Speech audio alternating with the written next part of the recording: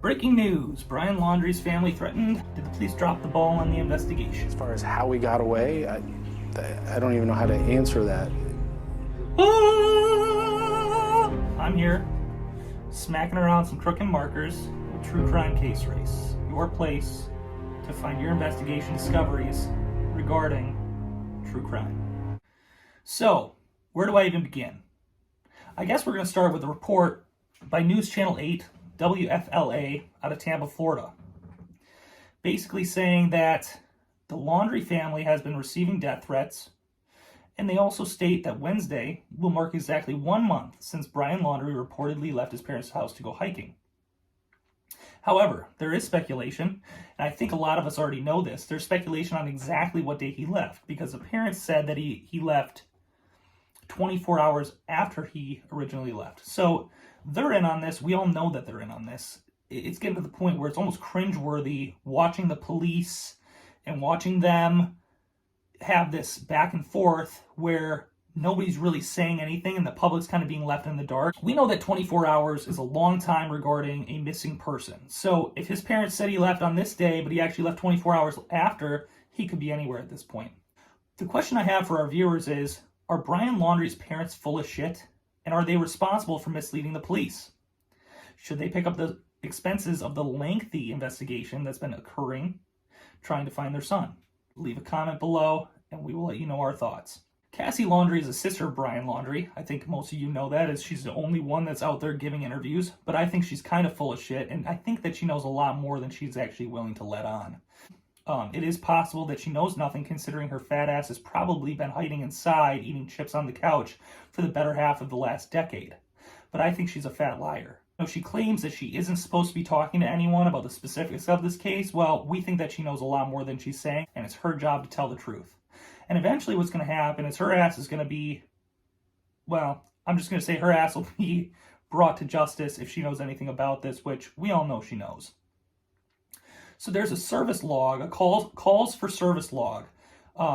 And according to that, on September 19th, Cassie's husband, James, reported he was getting messages from random people. The messages included threats about killing his family and kidnapping his kids. I want to know from our viewers regarding this type of behavior. Will the threats be effective in forcing the Laundrie family to come forward? I don't think so, but leave a comment in the section below and let us know what you think. I also want to know this.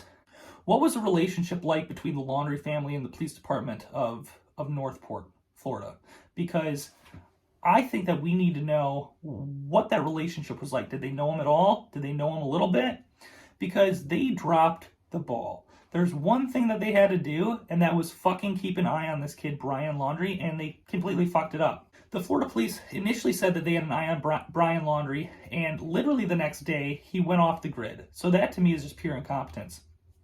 And I'm not trying to shame or shade anyone in Tampa, Englewood, Northport, or any part of that region of Florida, because I visit there a lot. In fact, I'm heading to Florida in 2 weeks. But from what I've experienced down there, the people are kind of fucking rude and somewhat incompetent, especially that fat fuck Chris who works as the manager at the Palmetto Walmart Auto Center.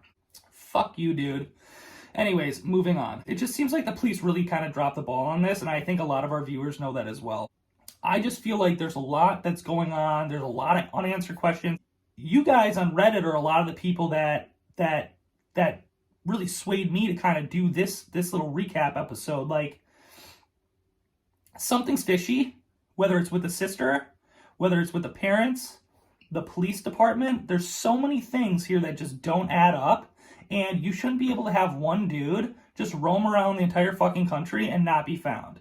So it's time to bring him to justice. The police in that area are considered to be dumb fucks. So I want you guys to watch this interview that I have with the police and a reporter, where basically the police is trying to deflect all of this bullshit onto the reporter, and you'll see him mention, like, well, we'll talk about it. We're gonna cut to as far as how we got away, I don't even know how to answer that. As far as how we got away, I don't even know how to answer that.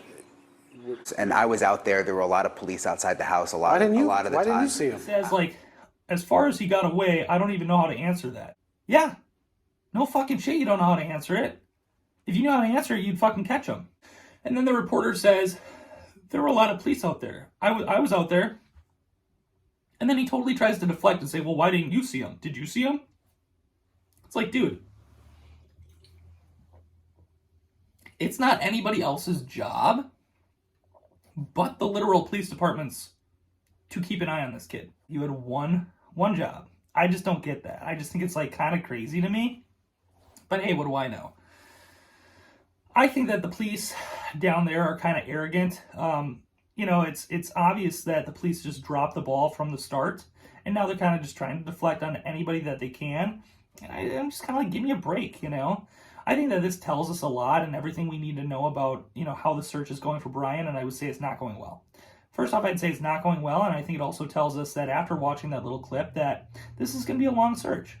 I think, unfortunately, we could be covering this for a long time, and I wish we were covering the aspects where he gets arrested, tried, and convicted, but I think that this could be lengthy. So I think we're in for a long road, and if there's anything that you guys would like to add, like I said, please comment. Also, it'd be pretty cool if you guys could please like and subscribe. Thank you guys for listening, and we'll see you next time.